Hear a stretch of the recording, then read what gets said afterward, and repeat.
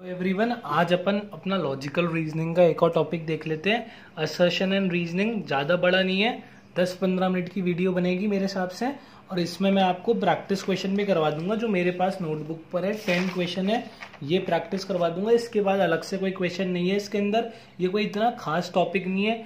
1-2 number का अगर आए तो अपना लक हो तो हम इसको अटेम्प्ट कर सकते हैं और सही कर सकते हैं। अभी मैं बताता हूँ मैं ऐसा बात क्यों बोल रहा हूँ, ठीक है? तो मेरी बात सुनो। इसमें क्या चीज होती है, इसमें क्वेश्चन में एक असर्शन दिया होता है, एक रीजनिंग दी होती है। मतलब 2 स्टेटमेंट दे रखे होते हैं क्वेश्चन में, और हमारे पास 5 ऑप्शन होते हैं। हमें उसमें से एक टिक करना होता है। ये असर्शन एंड रीजनिंग है। अब देखो, असर्शन एंड रीजनिंग का कॉन्सेप्ट क्या है, ये देखो। असर्शन एंड रीजनिंग ये कुछ नहीं है, ये सिर्फ ये है कि assertion is a fact, assertion is some fact, something else, it is a fact. And what is reasoning? Reasoning is reasoning behind this fact. मतलब इस फैक्ट के पीछे के कारण को रीजनिंग कहते हैं। जैसे कि एक एग्जांपल देता हूं, आजकल लॉकडाउन में मेरा फ्रेंड मोटा हो रहा है, वो अपना वेट गेन कर रहा है। माई friend is gaining his wait in lockdown. तो ये तो क्या है, ये तो है असर्शन। एक क्वेश्चन में दे रखा है, देखो असर्शन क्या है, माई friend is gaining his wait, my friend is gaining his wait in lockdown. इसका रीजन क्या है, इसका रीजन यह है कि वो पूरे दिन सोता रहता है, वो पूरे दिन सोता रहता है। तो देखो, ये तो फैक्ट है, उसका वेट बढ़ रहा है, इट इज अ फैक्ट। और उसके पीछे का रीजन क्या है, उसके पीछे का रीजन ये है कि वो पूरे दिन सोता रहता है, कोई काम नहीं करता, कोई फिजिकल एक्टिविटी नहीं करता। तो यही असर्शन एंड रीजनिंग का कॉन्सेप्ट है। आपको एक फैक्ट दिया होगा असर्शन के नाम पे, और आपको रीजनिंग के नाम पे कोई स्टेटमेंट दे रखा होगा। 2 स्टेटमेंट दे रखे हैं, आपको ये चेक करना है क्या ये दोनों चीजें, तो आपको ये चेक करना है कि दोनों चीजें ट्रू है तो है या नहीं है, और अगर है तो इनके बीच में कोई लिंक है या नहीं है। अभी अपन क्वेश्चन करेंगे, सारी चीजें क्लियर हो जाएगी असर्शन रीजनिंग है क्या। बस एक चीज ध्यान रखो, ये असर्शन होता है हमारा फैक्ट, ये आर होता है इस फैक्ट के पीछे की रीजनिंग। ये सो रहा, ये अपना वेट गेन कर रहा है क्योंकि ये पूरे दिन सोता रहता है। तो ये जो क्योंकि वर्ड है, इससे अपन चेक कर सकते हैं ये क्योंकि से ये दोनों चीजें लिंक होनी चाहिए। Because my friend is gaining his wait because he sleeps all day in this lockdown. अभी अपन क्वेश्चन करेंगे, सब क्लियर हो जाएगा। शांति बनाए रखें, ठीक है, हो जाएगा क्लियर, कोई दिक्कत की बात नहीं। अभी बोलोगे सर क्या कर रहे हो, कुछ समझ में ही नहीं आएगा। Assertion is what, assertion is fact. What is reasoning, reasoning is reason behind this fact. For example, what is this assertion, my friend is gaining his weight, reason it he sleeps all day. ये question में दे रखा है, हमें अब चीजों को verify करना है, क्या ये सही हो सकता है। हाँ ठीक है, वेट गेन कर रहा है। क्यों वेट गेन कर रहा है, क्योंकि वो सोता रहता है। तो आंसर हो गया हमारा ये। अभी हम करते, रुको। अब देखो मेरी बात, इसमें कैसे चीजें दे रखी होती हैं। इसमें सबसे पहला, सबसे लास्ट वाला ऑप्शन तो होता है कि ए भी फॉल्स है, जो हमारा असर्शन है वो भी फॉल्स है, और रीजनिंग भी फॉल्स है। अभी समझो, सब कुछ आ जाएगा, ठीक है। ये तो हमारा लास्ट वाला स्टेटमेंट बोलता है। ये वाला स्टेटमेंट क्या बोलता है, ये वाला स्टेटमेंट हमारा बोलता है कि हमारा असर्शन फॉल्स है पर रीजनिंग सही है। अभी अपन बात कर रहे हैं, ये वाला स्टेटमेंट ये बोलता है। ये सब मतलब आपको दिख रहा है। और ये फर्स्ट वाला स्टेटमेंट क्या बोलता है, ये इन दोनों को लिंक करता है। और सेकंड वाला क्या बोलता है कि दोनों स्टेटमेंट तो सही है पर उनके दोनों के बीच में कोई रिलेशन नहीं है। समझ रहे हो? एक बार 5 स्टेटमेंट अपने मन में पढ़ो। स्टेटमेंट 1 या जो अपना आंसर 1 है, ये क्या बोलता है, ये बोलता है दोनों स्टेटमेंट सही है और उन दोनों के बीच में लिंक है। लिंक कैसे, जो हमारा फैक्ट है असर्शन, उसकी रीजनिंग दे रहा है। ये जो आर है, ये कुछ अलग बात नहीं कर रहा, ये इस फैक्ट के पीछे की रीजनिंग दे रहा है। तो आंसर क्या होगा, ए। अगर मान लो दोनों स्टेटमेंट सही तो है पर कोई रिलेशन नहीं बन रहा दोनों के बीच में, दोनों के बीच में ब्रिज नहीं बन रहा, तो आंसर क्या होगा, आंसर होगा हमारा बी। अगर एक स्टेटमेंट सही है दूसरा गलत है तो आंसर क्या होगा, ये। अगर एक स्टेटमेंट सही है दूसरा गलत है तो आंसर क्या होगा, अगला वाला। और अगर दोनों ही गलत है तो आंसर होगा ही। मतलब हमारे पास 2 स्टेटमेंट दे रखे हैं, उसमें से क्वेश्चन ये क्लेम करता है कि ये असर्शन है, ये रीजनिंग है। हमें सबसे पहले तो ये चेक करना है क्या दोनों स्टेटमेंट ट्रू है या नहीं है, और उसके बाद हमें उनका लिंक चेक करना है। उसके बाद हमें उनका लिंक चेक करना है। अभी अपन क्वेश्चन करेंगे, सब समझ में आ जाएगा, चिंता मत करो। इतनी बात समझ में आई। अब देखो आगे चलो, यही चीज मैंने यहाँ डिस्कस कर रखी है। ऑप्शन क्या दे रखा है कि भाई दोनों स्टेटमेंट सही है और दोनों के बीच में लिंक है। दोनों स्टेटमेंट सही है पर दोनों के बीच में कोई लिंक नहीं है। एक स्टेटमेंट सही है, दूसरा गलत है। एक स्टेटमेंट सही है, दूसरा गलत है। दोनों सही है, तो ये हमारा हो गया। और देखो मेरी बात, इसमें क्वेश्चन नॉलेज बेस्ड होते हैं, प्रैक्टिस से मास्टर नहीं कर सकते। तुक्के वाली बात है कि अगर तुम्हें उस चीज की नॉलेज होगी तो तुम्हारा क्वेश्चन सही हो जाएगा, अगर नहीं होगी तो नहीं होगा। पहले एक बार अपन मॉड्यूल देख लेते हैं। इसमें क्या लिखा है, James Watt invented the steam engine. James Watt ने स्टीम इंजन इन्वेंट करा था। अब जिसको पता होगा वो तो इस आंसर को सही करेगा, जिसको नहीं पता होगा वो इस स्टेटमेंट को फॉल्स करेगा। तो ये प्योरली मतलब रीजनिंग मतलब नॉलेज बेस्ड है। इसमें नॉलेज एक दिन में डेवलप नहीं होती। नॉलेज आपके आज तक के 12 तक के एक्सपीरियंस से आपको मिलती है। जेम्स वॉट का सबने पढ़ा होगा पर किसी को याद नहीं है, पर बेसिकली ये चीजें सही होती है कि इसने ये बनाया था, इसमें शक नहीं करना अपन को, ये चीजें मोस्टली सही होती है। तो ये स्टेटमेंट सही है। अब देखो क्यों, रीजन क्या दिया है इसने, it was invented to pump out the water from the flooded mines. Steam engine was invented, this is the fact. And what is the reason behind that fact, because so as to take water out from the flooded mines. समझ रहे हो? तो ये statement भी सही है और इन दोनों के बीच का लिंक भी है। इन दोनों के बीच में ब्रिज भी बन रहा है, क्यों का, बिकॉज का ब्रिज बन रहा है जो कि असर्शन और रीजनिंग को कनेक्ट कर रहा है। तो इसलिए हमारा आंसर क्या हो गया, आंसर हो गया हमारा ए।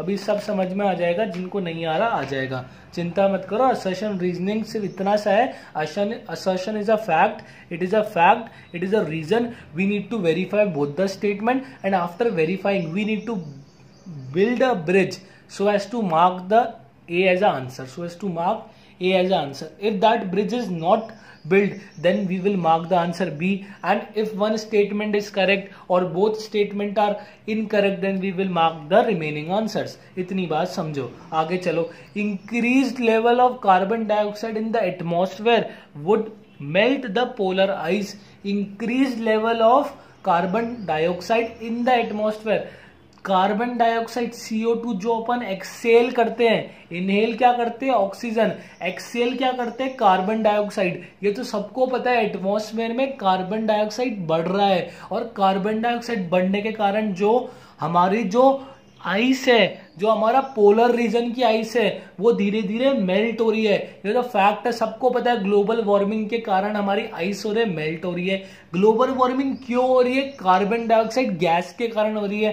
तो ये वाला तो सही स्टेटमेंट है।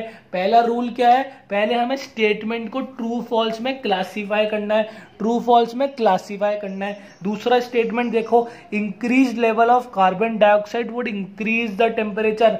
अब देखो मेल्ट, ऑब्वियस सी बात है, जितना अपनी ग्लोबल वार्मिंग होगी, जितना टेम्परेचर इंक्रीज होगा, उतना जितना मतलब कार्बन डाइऑक्साइड एटमॉस्फेयर में रिलीज होगी, उतना टेम्परेचर इंक्रीज कर जाएगा। तो ये स्टेटमेंट भी सही है और इन दोनों के बीच में ब्रिज भी बन रहा है। सर ब्रिज तो समझ में नहीं आया कैसे बना।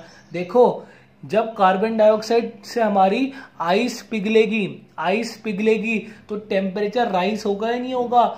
आइस पिघल रही है, जो हमारा पोलर रीजन है, जो हमारा आर्टिक रीजन है, उसकी आइस पिघल रही है। उसकी आइस के पिघलने के कारण ही तो हमारे day to day temperature increase हो रहा है। ये तो लॉकडाउन का थैंक यू है कि अभी तक इतनी गर्मी नहीं पड़ी जितनी पड़ती है इंडिया के अंदर। तो आंसर क्या हो गया, आंसर हो गया ए। तो हमने कैसे करा, हमने पहले दोनों स्टेटमेंट को इंडिविजुअली देखा, क्या दोनों सही बोल रहे नहीं बोल रहे, और फिर उनके बीच में ब्रिज बनाया जिससे कि हम ए और बी आंसर में क्लासिफिकेशन कर सके।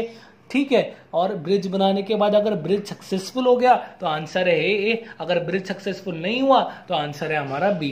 यही असर्शन एंड रीजनिंग है। और क्वेश्चन देख लेते हैं। तो अब अपन ये वाले क्वेश्चन कर लेते हैं। अब देखो मेरी बात, इसमें क्या क्वेश्चन है, ये दो स्टेटमेंट दे रखे हैं। हमें हमारा रूल नंबर 1 क्या है, सबसे पहले इन दोनों स्टेटमेंट को ट्रू फॉल्स में क्लासीफाई कर लो।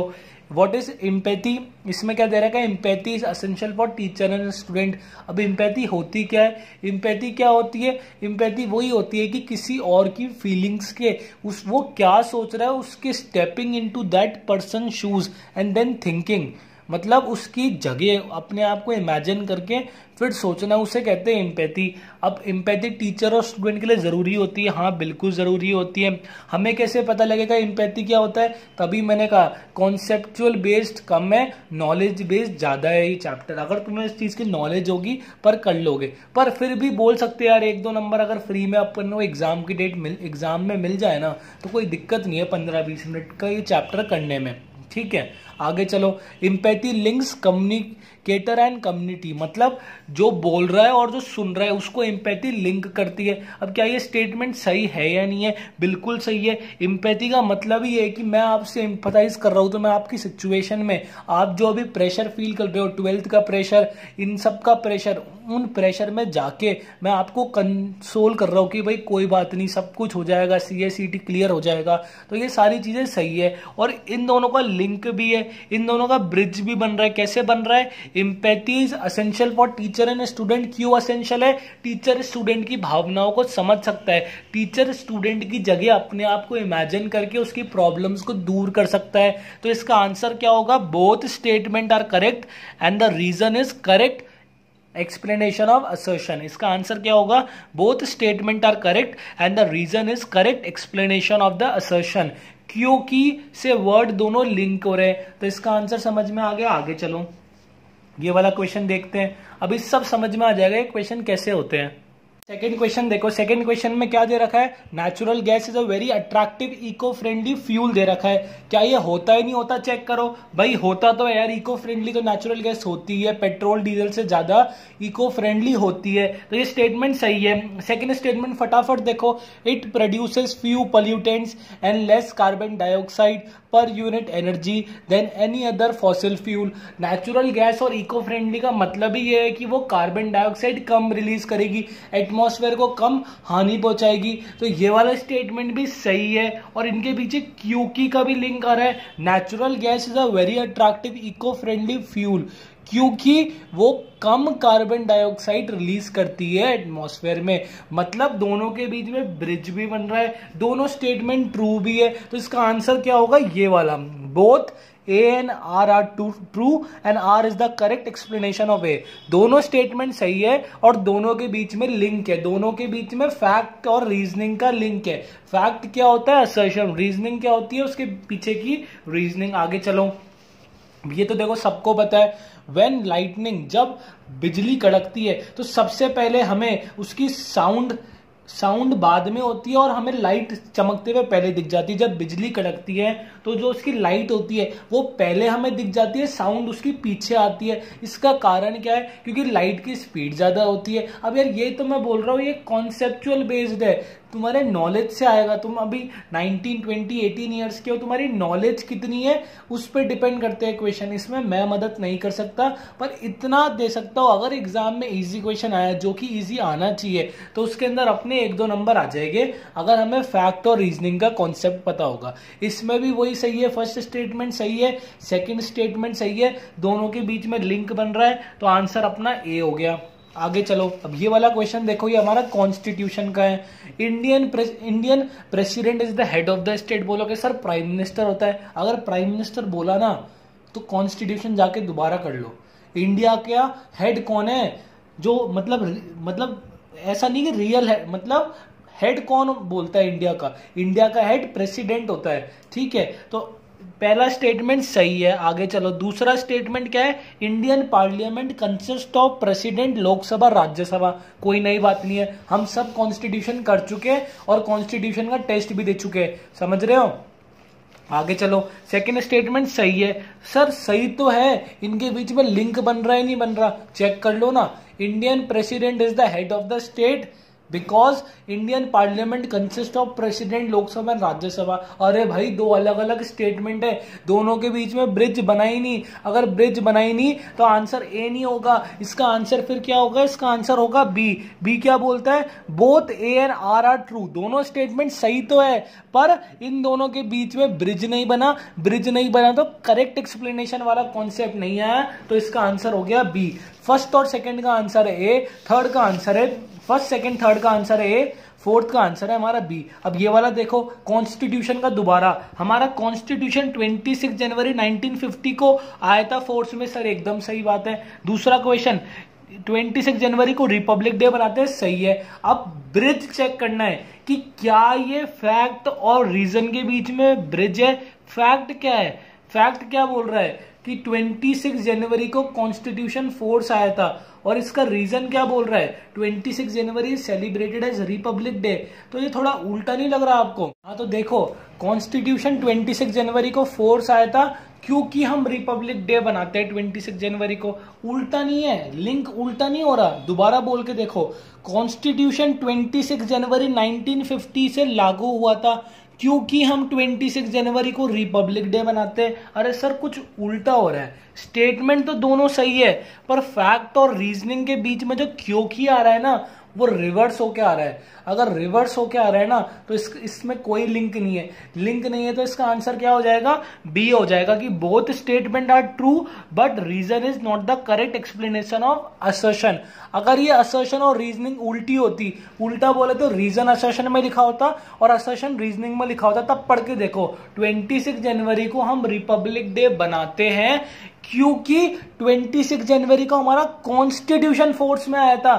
अब लिंक बना है, तो इसमें लिंक क्यों नहीं बन रहा, क्योंकि पढ़ के देखो, क्योंकि लगा के देखो, बिकॉज लगा के देखो, तो इसका आंसर भी क्या होगा, इसका आंसर भी यही होगा, both A and B are true but they are not the correct explanation of assertion का करेक्ट एक्सप्लेनेशन नहीं है। आगे चलो, आगे क्या है, in India the judiciary is independent of the executive. भाई इंडिया में जुडिशरी इंडिपेंडेंट है, वो किसी के इन्फ्लुएंस में नहीं है, सही है। आगे चलो, judiciary favours the government and helps in the implementation of its plan. क्या बोल रहा है ये, कॉन्स्टिट्यूशन में क्या पढ़ा है, जुडिशरी न्यूट्रल होती है।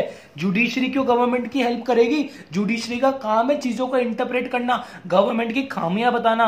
अगर कोई गवर्नमेंट के खिलाफ गए तो उसकी बातों को सुनना, तो जुडिशरी इनकी मदद क्यों करेगी। अगर दूसरा स्टेटमेंट फॉल्स हो गया तो इनके बीच में कोई लिंक ही नहीं है। आंसर क्या हो गया, इसका आंसर हो गया ये वाला, A is true but R is false। Assertion true है पर रीजनिंग फॉल्स है।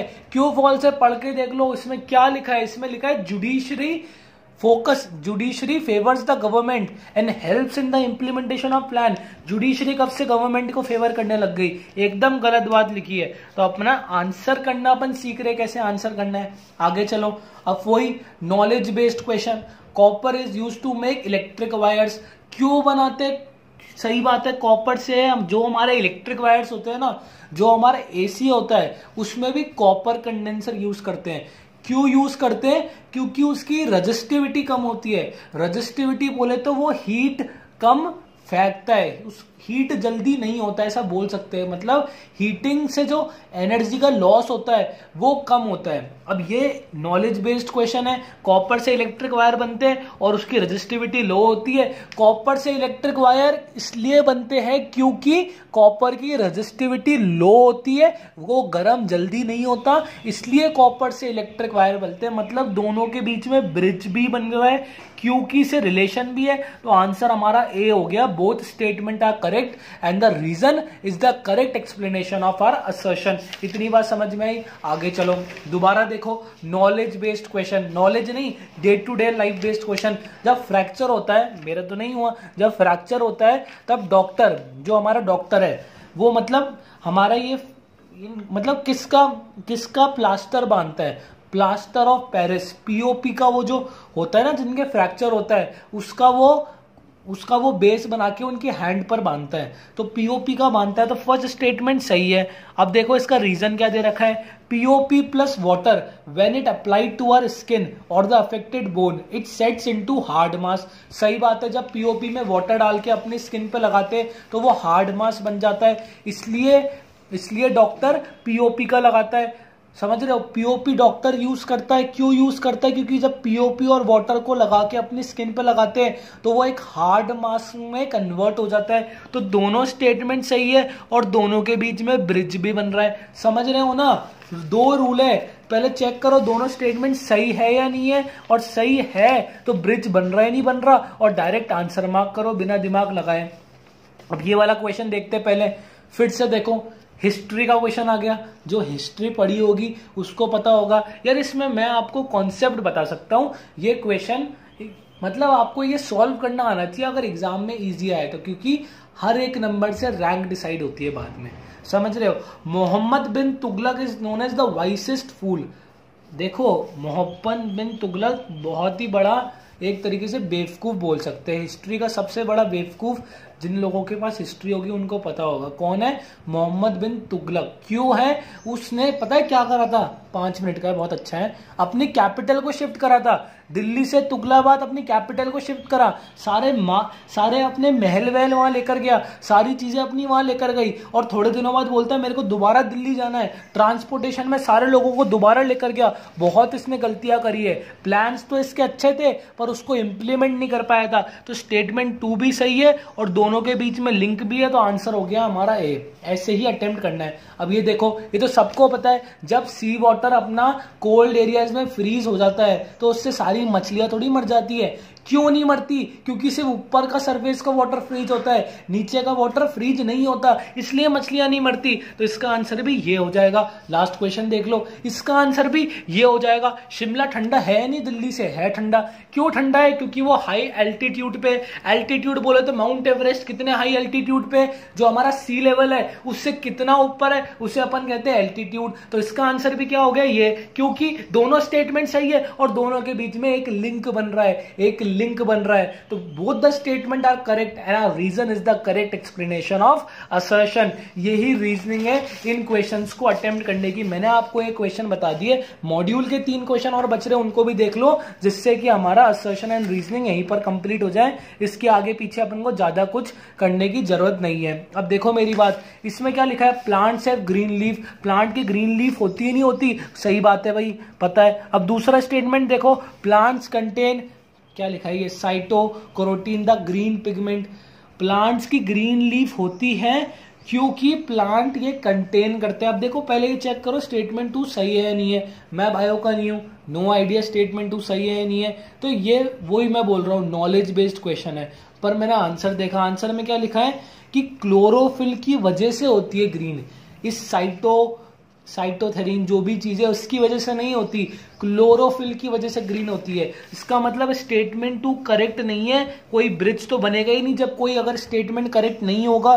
तो फिर आंसर क्या हो गया हमारा, ये वाला, first statement is true, A is true and R is false. अब ये वाला देखो, baking soda helps reduce stomach acidity. ठीक है भाई, बेकिंग सोडा से एसिडिटी को दूर करने में मदद करता है। आगे चलो, it is powerful natural cleaner. ये वाली बात भी सही है, बेकिंग सोडा नेचुरल क्लीनर होता है। पता नहीं खाने वाने में भी यूज होता है, काफी जगह यूज होता है। पर इसका इससे क्या रिलेशन, वो स्टमक की एसिडिटी को कम करने में मदद करता है क्योंकि वो नेचुरल क्लीनर है। ऐसा तो हो ही नहीं सकता, लिंक ही नहीं है दोनों के बीच में। तो आंसर क्या हो गया, बी। अगर ये रीजन के अंदर ये होता ना कि it is very alkaline in nature, alkaline बोले तो एसिडिटी का मतलब क्या है, स्टमक के अंदर एसिड बढ़ गया, तो अगर उसमें अपन बेस डाल देंगे, एल्कलाइन कर देंगे तो हो जाएगा। इतनी बात में नहीं जाना। तो ये नॉलेज, वही नॉलेज बेस्ड आ गया। अपन को सॉल्व करना आ जाए फिर कोई दिक्कत नहीं है। अब देखो, uranium can undergo a natural fusion reaction. अब देखो ये जो जब अपन टेंथ में एटम्स और पढ़ते हैं उसके अंदर है ना फ्यूजन और फिजन का कॉन्सेप्ट होता है। अब यार ये मैं इसको एक्सप्लेन करने के लिए मैं नहीं हूं, मैं तो सिर्फ आपको ना इसका कॉन्सेप्ट बताना और मॉड्यूल सॉल्व करने का तरीका बता रहा हूं। यूरेनियम के अंदर जो हमारे जो जितने मॉलिक्यूलर, ये जो हमारे न्यूक्लियर रिएक्शन होते हैं ना, उसमें फ्यूजन और फिजन का कॉन्सेप्ट होता है। ठीक है, और वो पार्टिकल्स बहुत अनस्टेबल होते हैं वो पार्टिकल्स। अब देखो बिग अनस्टेबल, मेरे हिसाब से बिग नहीं होता, स्मॉल होता होगा, इसकी वजह से फर्स्ट स्टेटमेंट सही है, सेकंड गलत है, तो आंसर आप देख लो। बस यही हमारा असर्शन रीजनिंग है। एक बार आपको इससे डर खुलाना था कि असर्शन रीजनिंग में अपन को क्या करना है। सबसे पहले तो स्टेटमेंट का ट्रू फॉल चेक करो, ट्रू फॉल चेक करने के बाद उनका लिंक चेक करो, लिंक है या नहीं। लिंक कैसे चेक करेंगे, क्यू की लगा के चेक करेंगे, और उसके बाद जो हमने क्वेश्चन करे उनको एक बार दोबारा प्रैक्टिस कर लेना। जो मेरे 10 क्वेश्चन थे उसकी शीट में ग्रुप में भेज दूंगा। जो लोग नए हैं, नीचे हमारा व्हाट्सएप ग्रुप नंबर दे रखा है, लिंक दे रखा है, ज्वाइन करो। कोई डाउट हो मेरे से पूछना। थैंक यू वेरी मच, अपन ने ये चैप्टर भी कर लिया। और यार प्लीज सब्सक्राइब जरूर करना वीडियो को। Thank you.